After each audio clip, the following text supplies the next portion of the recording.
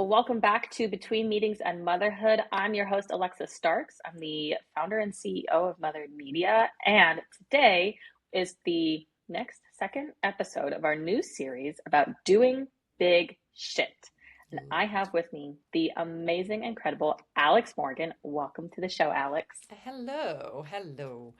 Alex and Alexa, you gotta love Oh, it. yes. I didn't even realize that until you just said it, but I love it. So, Alex, you are a mama. You have an incredible hmm podcast. Please tell us a little bit more about what you do. Okay. And I know you have a similar story about motherhood penalty. So if you want to weave that in there and Oh sort of how yeah. you got to what you're doing today. And then we'll go into Okay. the big shit. Okay. Sounds good. Okay. So I'm the co-host. So I co-host a podcast called Mambition. I don't think the name needs explaining to people on this podcast. Nope. With my friend Tiffany Scott, who is a fantastic, fun person to host a podcast with. So I am based in the northeast of England, where we use the word mam as well, rather than mom or mum. So that blends really nicely into the name of our podcast. Got a bit of the regional flavour in there. Mm-hmm. I had a high flying career in higher education. So I was head of international relations and partnerships, which, fancy title, but also involves, as you can imagine, quite a lot of travel. I really enjoyed that. I'd been so into my career and like loved the travel aspect of it. Really was always thinking about like what next, what opportunities could I look for, and really quite focused on climbing that ladder. I loved working in a university. Like it's quite a cool place to work in. I mean, everything happens slowly, but it's a place for ideas, so you feel like you're doing good work at the same time. Mm-hmm. Is that what you went to school for? What you studied to do? Well, actually, so I did languages at university. I did Okay. European studies and Spanish at university, which like led me, it was kind of connected and it led me down that path to international relations. But I did like a year abroad in Barcelona. I kind of experienced that side of being an international student and I just loved the whole thing. So I Mm-hmm. loved working in higher education. I'd previously done a lot of roles of supporting international students and like really enjoyed that. Was having a blast in my career, really enjoyed that. I didn't have my son until I was nearly 38 and I had him in the pandemic. Now, my son was diagnosed with health issues at our 20-week scan, and that led me to go to my 20-week scan and literally not return to work for 18 months because Wow. my pregnancy was in jeopardy. He had basically a rare disease where his left lung hadn't developed properly and it was full, the bit that didn't work was full of non-cancerous but could become cancerous cysts. So he needed major surgery to remove most of his lung once he didn't have that when he was born. He had that when he was like a year old, but we had Mm-hmm. time in ICU. It was pretty stressful. And as you can Yeah. imagine, work disappeared out of my mind and was not what I was thinking about for that 18 months.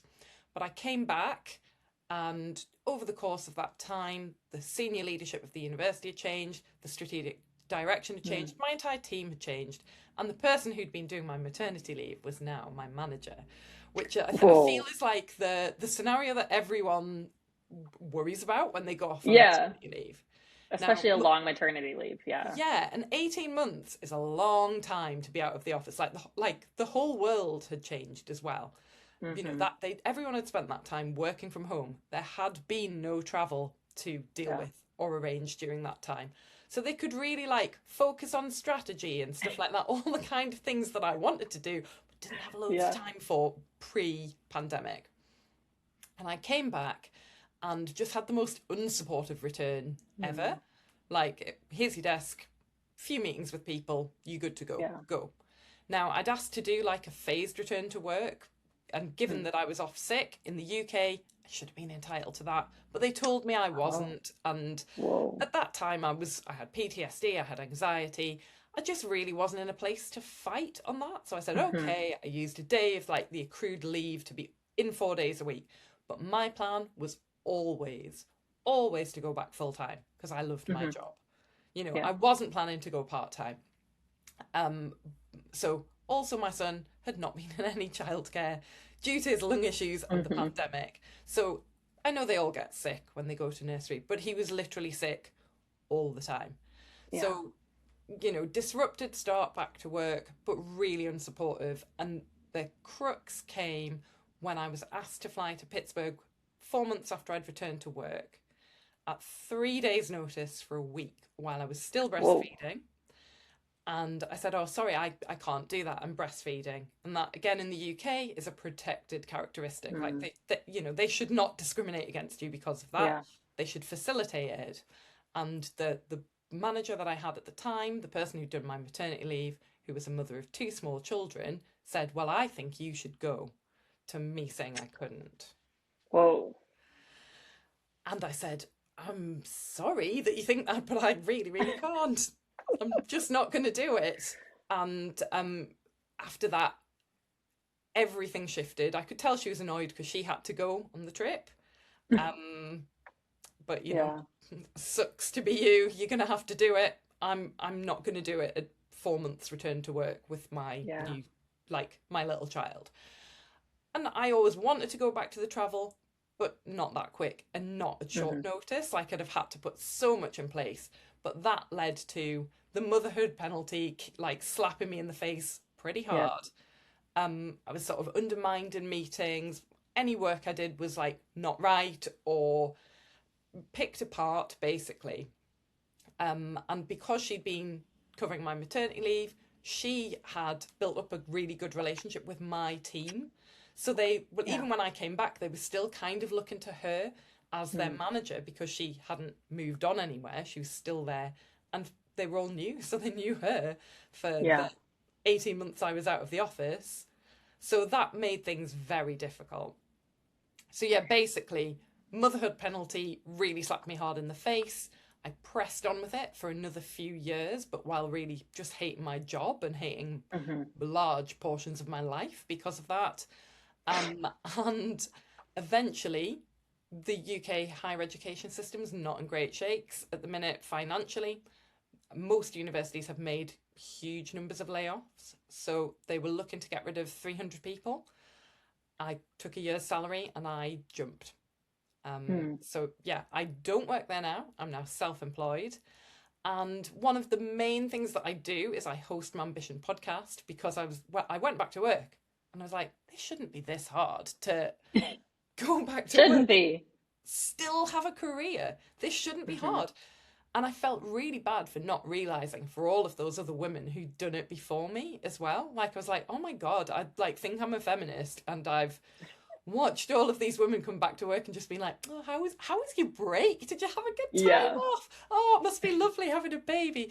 Like just complete ridiculous ignorance that everyone's met with when they come back. Yeah.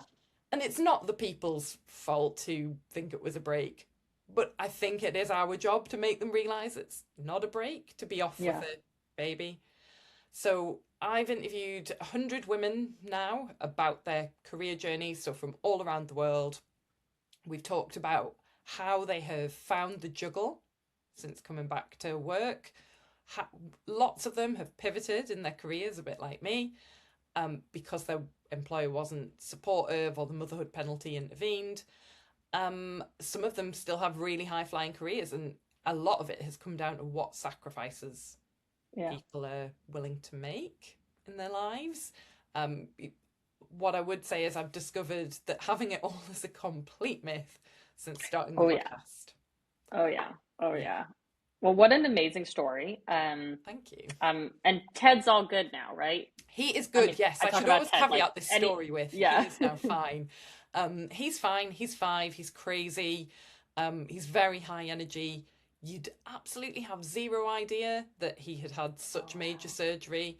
I mean, they Hmm. say that kids bounce back, but they really do. He had the They do. surgery. He was in pediatric ICU, and he was Hmm. pretty ill when he was in there. As soon as he was out of there, he was just having like, well, what we call it Calpol here, but like kids paracetamol and Oh yeah. ibuprofen, and he was jumping on the furniture within days. Wow.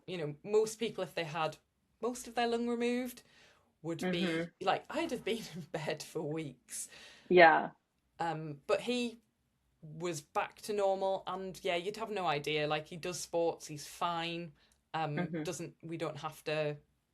He's not even under consultant care anymore, so Wow, all that's good. amazing. Hmm. That's so good for your mama heart. I know the Hmm. anxiety must be just crazy. Um, Yeah. so that's a lot for you to go through as well. But Hmm. what a, I mean, I feel like we hear so many of these motherhood penalty stories Hmm. lately, and it's all over my LinkedIn because we live in that same like Oh working yeah. mom community network. So I guarantee every day I'll at least scroll through LinkedIn and see one person at least talking Hmm. about, I just got laid off or blah, blah, blah, or when I Yeah. was laid off last year and now I'm doing this. So so you now do Ambition podcast, but does Hmm. that bring in money? So we haven't monetized it yet. I think we easily could, but I I kind of want to build the trust with our audience because I Hmm. feel how important they are. Um, I think though I basically I don't want to be like, sorry if you're sponsored by AG1, but I don't want to be like doing the I'm not AG1 sponsored by you. adverts or anything like that. I don't want to be doing that. I will happily work with brands that are aligned with us and that Mm-hmm. I care about, but I don't want to just be advertising anything. So that's like a Mm-hmm. conscious decision we've made up to this point. Yeah. But we're looking at how we could monetize it in. I'm not saying it's unethical to make money, but I want to do it in a specific way. So we've really worked Mm-hmm. on engaging with people and building the community. And then essentially what we are looking at is how we then develop that community in a way that will bring us an income, Mm-hmm. but Yeah. in a way that is supportive and building something that the women who are listening to us need has been really important. So how I make money is I have my own consultancy business. Mm-hmm. I do coaching. With the consultancy, I again like basically when I took redundancy, I really thought deeply about what I would like to do in the future. And I decided I didn't want to work with anyone that I didn't feel like aligned with, which might sound a bit woo woo, but at the No, same I don't time, work with anyone I don't align with. It's all values based. Every time I meet with someone, if we don't vibe well, yeah. it's And not worth that's it. it. I don't want to be self-employed, but then be doing the grind and the hustle that I was. I mean, I don't want to be doing and feeling how I was before. I've made a Yeah. conscious decision to like change my life and to have the flexibility I need, be able to do the school Mm-hmm. pickup. I want to work with nice people that I'm aligned with. So I've got like a couple of clients that are very, very deeply aligned with what I do, that are providing coaching or support to women in the workplace, that are helping women career pivot. And I also work with a charity who I do bid writing for them. They support children in hospital when they are unable to have their parents by their bedside. And that, Mm-hmm. obviously really strikes a chord with me Yeah. because of what we've been through. So there are a couple of examples of people I work with. So I've got the day job and I've got the podcast, and I'm really trying to build something that allows me to have the flexibility for my Mm-hmm. child. I Yeah. think the whole experience taught me I want a different life to what I Yeah. had before. I hear that a lot.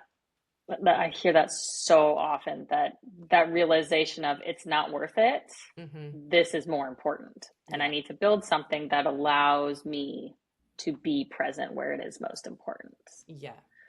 Okay, so let's talk about the big shit now. Like Hmm. your big shit goal. What is it?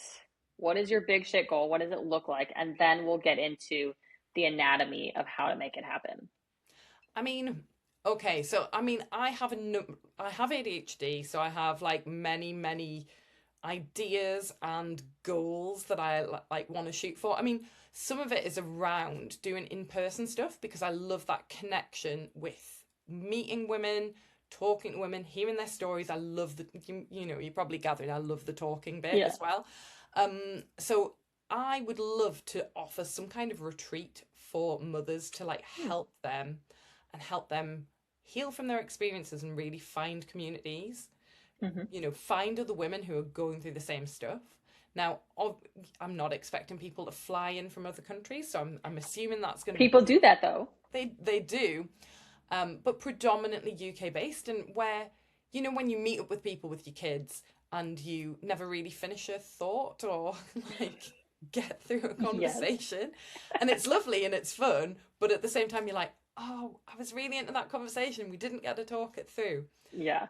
But where you can meet with a group of women, it's going to be somewhere out in nature. Like I organise this similar sort of thing for groups of my friends where we go and Hmm. we stay in a lovely house and there's a spa and where there would be like nice nourishing food, that it's going to be really like really relaxing, and that relaxation that people who are tired, people who don't get space to themselves, Yeah. people who don't get to put themselves first get to focus on.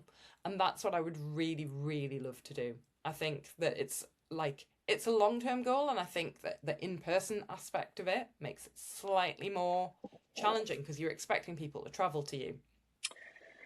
Right, but at least travel in Europe is easier than asking Hmm. someone to like travel from the US or Yeah, something, yeah, right? And you've got trains and public transportation we and do. I mean, not better. the UK is not the greatest for that. It's like hugely expensive and terrible service.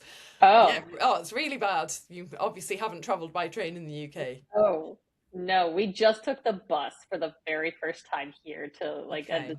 town area because my kids had never been on the bus and it blew their fucking minds and it was amazing to watch.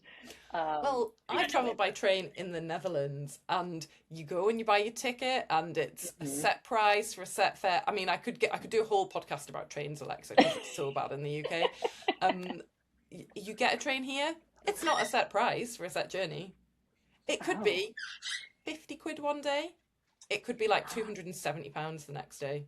Is It's it like bonkers. the Uber surcharge A bit pricing like where that. what? That's wild. That But for feels, like not a good service. yeah, Like that feels they're toxic. late, they get cancelled, you might have to sit on the floor. Like it's bad. Whoa. But anyway, that's beside the by. I'm sure people could get to me in other Yes. transportation methods, but yeah, I could talk about trains because they're bad for a long time. Yeah. Yeah. I'm sure my son would also love to talk about trains with you all day. Jitneys as Um, well. Oh yeah. God, what is it with kids and trains? That's so I funny. don't know. I don't know. Okay, so your big shit doing retreats. I think So so, yeah. let's work backwards in Hmm. real time how to build this. Hmm.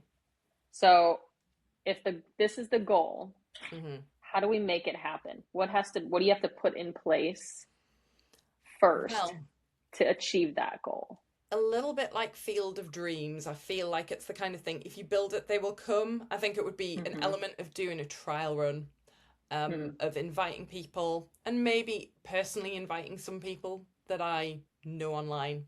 I Uh-huh. am pretty well connected on LinkedIn these days, so I feel like that would be one of my primary places Hmm. to advertise to people. And I've already looked at like retreat venues, where other people that I am connected with have done retreats, so writing retreats and things like that. And I kind of have the rough idea of what you would charge for a package like this. But I think for me, I kind of have an idea of the mechanics, but really working backwards, what I want to do is design the program that I would love to go and do and make sure that Hmm. that content is really right and that it's the kind of thing that is going to give these women who maybe don't get to do this kind of thing very often, they might be in the early days of motherhood or whatever, what they need in terms of the relaxation, but also like Hmm. some yoga, some meditation, that kind of thing that helps them like focus on themselves. So for me, I think the next steps are like designing what the program looks like and what like making sure that we've got the right location before then putting it out there. And I would prefer to do it as kind of small groups, Yeah. sort of like the 10, 15, quite intimate size little Hmm. groups of people. Hmm. Because I think you want somebody to be able to come along to it by themselves Right. and meet people and actually like make meaningful connections. Hmm. Yeah. I love it. I love this. Well, sign me up. I mean, I'm just a short flight away from you, so that's Yeah, easy. I indeed. would love Yeah, to go. cool. Um, okay, so I mean, this sounds very doable. Hmm. I Um, mean, I've been thinking about it so for a while, so I do have okay. like a So what's the holdup foundation, I then? guess. But I think maybe what I need to do in terms of the doing the big shit is just just do the thing. Maybe that's what I need to do. Maybe that's my next Yeah. step. Just actually do it. Hmm. Yeah. Yeah. That is one of the hard things because it's Hmm. scary too. Like part of doing big shit is if it's really big, it's a little bit scary, right? It gets you a Hmm. little bit out of your comfort zone, doing stuff you're not used to doing every day. And so naturally our bodies they like the same rhythms, routines, habits, rituals. And so when we break out of that to do something new, our body is like, and then our nervous Hmm. system is like, don't do it. And so it gets uncomfortable, but that's where we grow the Hmm. most, is in Oh, those moments of 100%. discomfort. So what do you think? Is there anything personal development wise or anything you think you need to grow or learn a new skill or, grow personally to be that person who can throw a phenomenal event and then continue doing it multiple times over and over? I think events wise, so a big part of my previous job, I organize huge events with either big groups of people or like people like this the Saudi ambassador to the UK who comes with like bodyguards and security and all of that kind of thing because he's also a Saudi royal. So Mm-hmm. I have organized lots of events. So I feel really comfortable in that area of like what makes a good event and making sure that that's together. I think even though I'm a like an online person and that I've built a lot of people, the selling bit to me is probably the Mm-hmm. uncomfortable bit. The self promotion, I tend to lean into being funny, and I don't necessarily see that as a flaw, but it can be a defense mechanism. It can be like, well, Yeah. people always like their funny content, you know. It's like it's Right. easy, whereas the Mm-hmm. actual and I know this from somebody else who runs writing retreats and is local to me and really cool person who we've actually had on the podcast. She said when she posts about her writing retreats, she gets crickets, nothing in terms Oh, of engagement, but that they usually lead to somebody signing up to come to the retreat. But hmm. it's getting over that discomfort of like posting something and nobody Yeah. liking it or nobody visibly being like, oh, yay, this sounds like the best thing ever, because you might not get that. So Yeah. I think there's part of me that's like, I don't know, the salesy element of it feels a bit icky. Mm-hmm. I don't know how you feel about the salesy element of doing this sort of thing. It's probably my biggest hurdle that like I need to do more of that. I need to market my own services better. I'm happy to hop on a podcast and chat, but the I, actual like, please come do my stuff, I don't like. I I definitely feel like it took practice to get more Hmm. comfortable with it, to get more comfortable with saying, this is $1,000, full Hmm. stop, like Yeah. end of sentence. And And not not like being rush like, to discount it for people. yes, and be like, oh, if you can't afford it, it's okay. Can you do 500? Hmm. And not also being like nervous saying it, Hmm. right? And it's taken a lot of practice. I've done a lot of sales calls, and a lot of yeah, I feel like, I always listen to these podcasts about like manifesting and getting your nervous Hmm. system aligned to be open for wealth. And part of me is like, oh, it's so woo woo. And another part of me is like, no, I see that makes sense a little Hmm. bit. That like if you're like you can hold yourself back, Hmm. and that shows up in your energy and confidence. But it is hard, and I feel like it just takes practice and doing it enough times that you are more confident talking about it. And I think I've practiced a few times with my husband when I first started out Okay. and was pitching the workshops that I was doing to companies way Hmm. early on in my business. Like because I was never in sales, so I never had to Hmm. pitch and Yeah. have a sales conversation. And so I had him sit down with me and like practice a pitch until I was able I to like it. like say what I wanted to say Hmm. coherently and not stumble over my words. Hmm. And that really helped. So um, Yeah. I would recommend that. I spoke to someone who on my podcast about a year ago, and her whole thing is like visibility and asking for what you want. Yeah. And she said with her, like when she first started pitching, that she would say how much she would like practice in front of the mirror, and that she she increased her prices, and she said she just kept saying aloud what her prices were until she could say it without feeling sick. Yeah, it is. It's literally that. Practice it, say it to yourself, say it in the mirror. But it's a muscle you just got to develop like Hmm. anything else. And I feel like that's part of the entrepreneurship journey Yeah. is that's like another of the hurdles you just got to get through.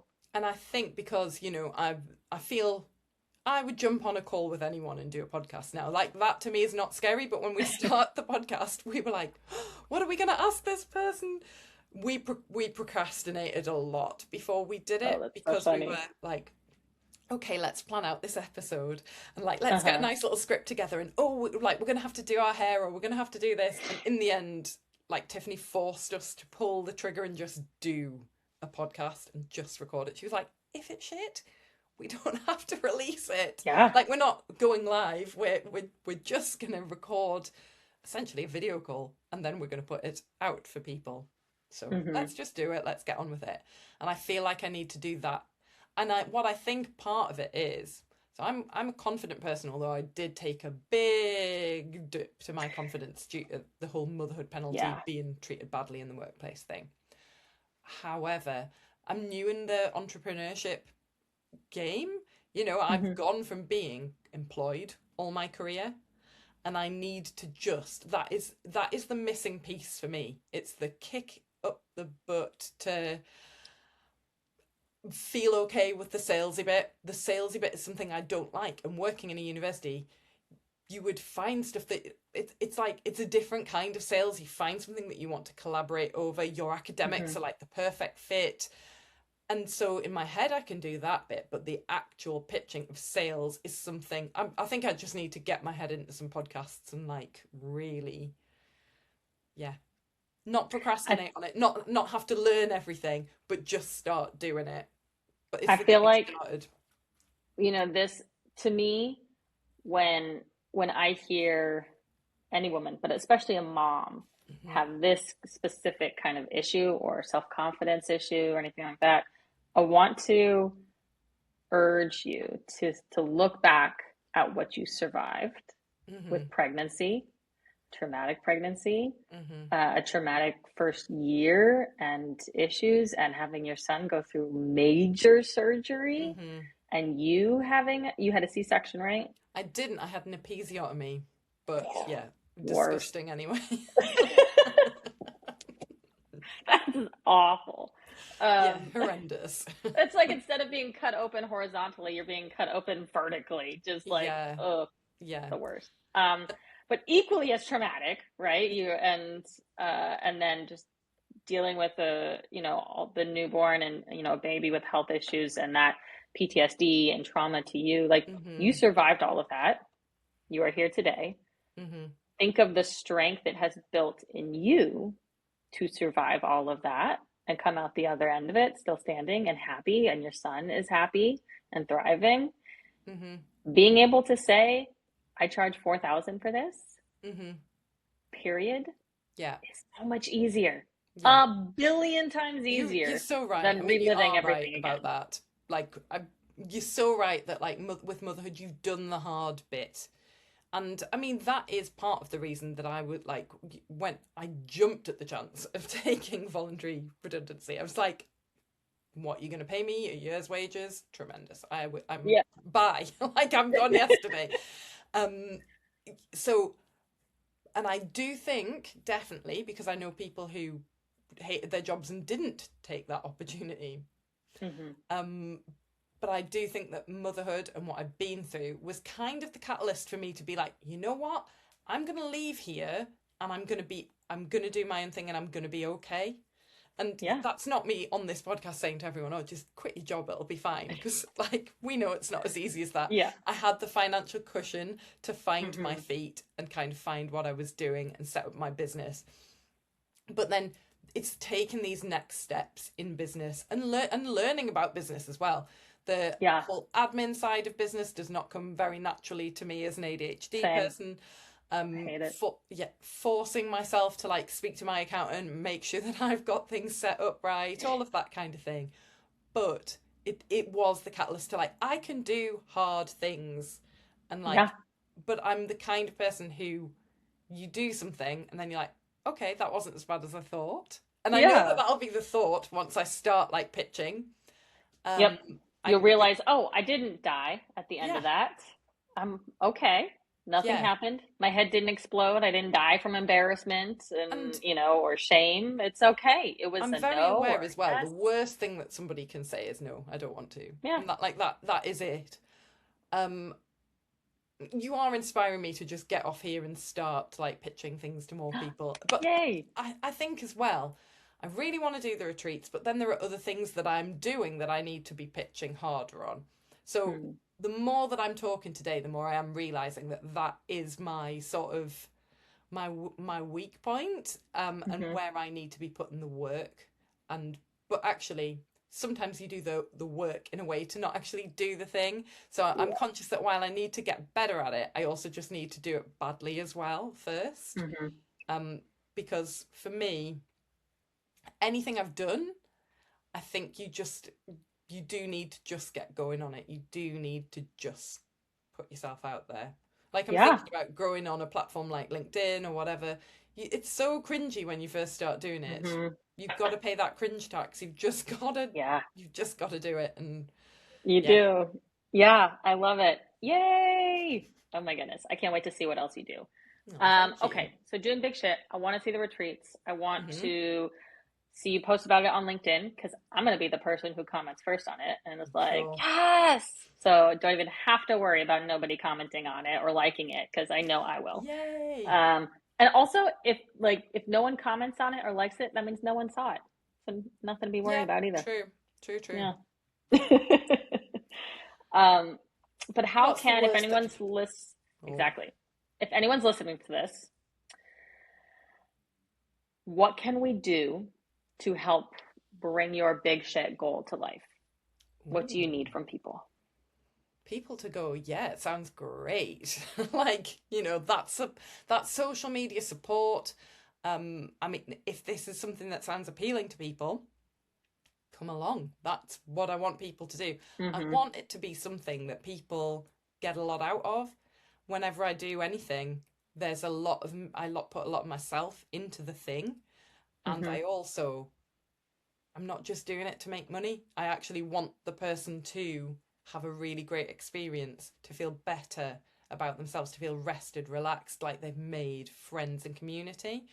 So, yeah, I guess engagement, people to come along if this sounds like it would be something good for them. Love it. That's amazing. Okay. And where can we find you, Alex, on the interwebs? Social media, largely LinkedIn. We are on Instagram. Excuse me, look at me losing my voice at the very mention of LinkedIn. I'm I horrible know. at like while we're talking about stuff we're bad at, I'm horrible at LinkedIn, people. No, She's no, I'm not. not. I'm She's not. I'm not. not. I'm good at LinkedIn and I'm horrible at Instagram. It's just not like the place for me. Although I know there are a lot of mums on there. So maybe you can come on to Instagram and convince me it's not a horrible place. We're at Mambition Pod on there. Um, and I'm also writing on Substack now about my Yes. experiences. So I'm on there as not that Alex Morgan, because I'm not the soccer player. Um, I didn't even think of that. yeah, yeah, she's a lot more famous than me. Yeah. But then AI, you just changed your Substack yeah. also. So my publication is called Shy Ben's Getting Out. But you can find me and you'll find the publication. That is a saying from where I'm from that means Hmm. shy children get nothing, and basically, like, if you don't ask, you don't get. So the whole thrust of this conversation. Yes. So Literally that. come along, read about my horrible journey through pregnancy and the motherhood penalty and what I'm doing about it now. I love it. Well, we will link to all of that in the description. So if you're listening to this, you can Cool, thank find you. that in the description below and follow Alex and the incredible God, Mambition brain. podcast. Um, no, retreat. Retreat, The that's it. retreat that Yeah. you're gonna build. Sorry. Yeah, yeah, yeah. Don't worry. You're Brain still coming fart. though, right? But anyway, yeah. Anyways, yes. Anyway, Find Alex's information in the description. Thank you so much for joining, Alex, talking about doing big shit. And I'm super thanks. excited to see what you build. Thanks very much.